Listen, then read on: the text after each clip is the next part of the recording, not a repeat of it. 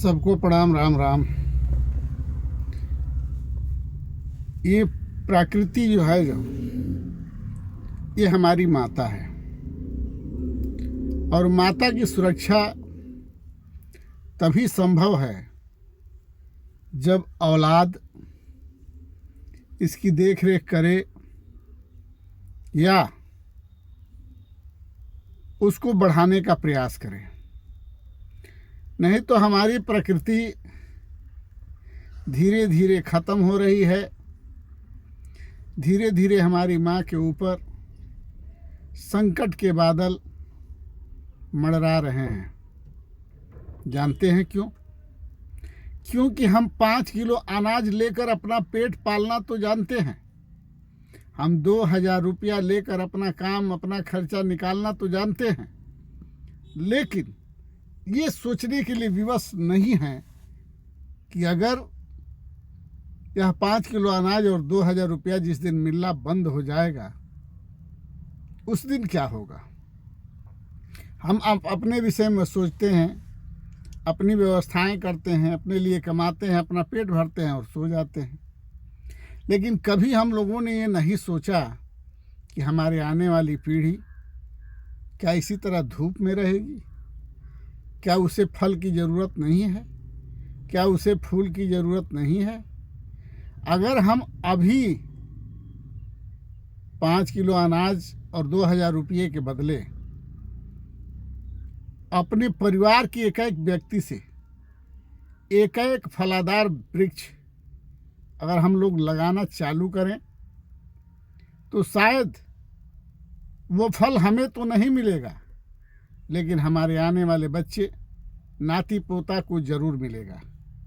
जैसे कि हमारे बाबा श्री राम सागर सिंह, जिन्होंने अपने हाथों से हल जोतकर, बीज डालकर, फसल उगाकर अपना पेट पालने तथा अपनी बेटियों और बेटों की शादी करने के साथ साथ उन्होंने करीब 10 बीघा आम और महुए का बगीचा लगा डाला, और वह आम और महुए का वृक्ष उनके नाती पोता बेटा बेटी सबको अभी तक फल फूल दे रहा है। और उनकी ज़मीन के बदौलत उनके पुत्र, उनके नाती पोता उसका अन्न अभी तक ग्रहण कर रहे हैं। तो हमें प्रकृति को नुकसान करने का हक नहीं है। हमें अपने ज़मीन जायदाद को बेचने का हक नहीं है। फिर भी हम अपने ज़मीन जायदाद को बेचते हैं, फल वृक्ष को आवश्यकता के अनुसार काटते हैं, उसका भोग भोगते हैं, लेकिन एक बार ये नहीं सोचते हैं कि हमारे आने वाले बच्चे कितना दुखी होंगे जब उनको छाँव में बैठने के लिए स्थान नहीं होगा, खाने के लिए फल नहीं होगा और रहने के लिए ज़मीन नहीं होगा, बोने जोतने के लिए खेत नहीं होगा। तो बच्चों का क्या होगा? क्या इसी तरह रोज़गार मिलता रहेगा? क्या इसी तरह 5 किलो अनाज मिलता रहेगा? क्या इसी तरह 2000 रुपया मिलता रहेगा? आखिर हम इतना सेल्फिश क्यों? हम अपने पेट के अलावा किसी और के विषय में नहीं सोच सकते हैं?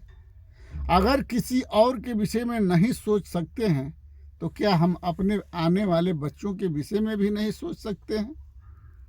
अगर हम अपने आने वाले बच्चों के विषय में नहीं सोच सकते हैं, तो हमारा जीवन व्यर्थ है, किस काम का है? हम तरह तरह की व्यवस्थाएं करके अपना पेट तो पालते हैं, पेट पालते हैं या अपने सारे उपभोगों को उपयोग करते हैं, लेकिन कभी हमने सोचा कि हमारे आने वाले बच्चे कैसे रहेंगे, क्या खाएंगे, क्या पिएंगे? क्या जन्म लेते ही कमाने लगेंगे? क्या जन्म लेते ही बहुत बड़े हो जाएंगे? क्या जन्म लेते ही रोज़गार मिल जाएगा? क्या जन्म लेते ही उनको भोजन बनाने वाली मिल जाएगी? नहीं। इसके लिए हमें व्यवस्था करना होगा। हम 80 करोड़ लोगों से निवेदन करना चाहते हैं जो 5 किलो अनाज और 2000 रुपये पर आश्रित हैं कि वो अपने हाथों से भले खेती न करें, भले अपने खेत में जाकर हल न चलाएं, भले अपने खेत में फसल न बोएं, लेकिन इतना तो समय ज़रूर निकाल लें जब 5 किलो अनाज और 2000 रुपया लेकर इतना तो ज़रूर कर दे सरकार के लिए या अपने आने वाली पीढ़ियों के लिए कि एक एक पौधा अपने परिवार के सभी लोगों से अपने ही ज़मीन में लगवाने का प्रयास करें। अगर अपने ज़मीन में नहीं लगा पाते हैं तो सरकारी ज़मीन में ही लगवाएं और उसका भरण पोषण आप एक पुत्र की तरह करते रहें, क्योंकि वह आपके आने वाली पीढ़ियों के, चाहे आपके पुत्र हों चाहे किसी और के पुत्र हों, उस सब के काम आएगा। आज हमारे बाबा जी श्री राम सागर सिंह जी जो वृक्ष लगाकर गए, उस वृक्ष का फल हमारे गांव के सभी जाति के लोग हक लगाकर खाते हैं। उसका फल, लकड़ी का उपयोग हक लगाकर करते हैं और उनका नाम लेते हैं। क्या हम ही लोग लेते हैं? क्या हम ही लोग उसका उपयोग करते हैं? क्या वो हम ही लोगों के काम आता है?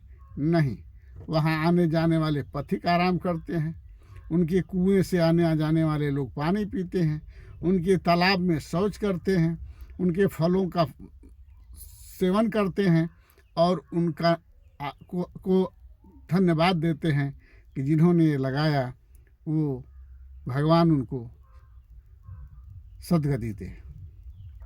इसलिए हम चाहते हैं कि अपने लोगों का तो आशीर्वाद या धन्यवाद आप लीजिए, लेकिन काम कुछ ऐसा कीजिए कि अन्य लोग भी आपको धन्यवाद दें, जैसे हमारे बाबा जी ने यानी आपके पूर्वजों ने किया है।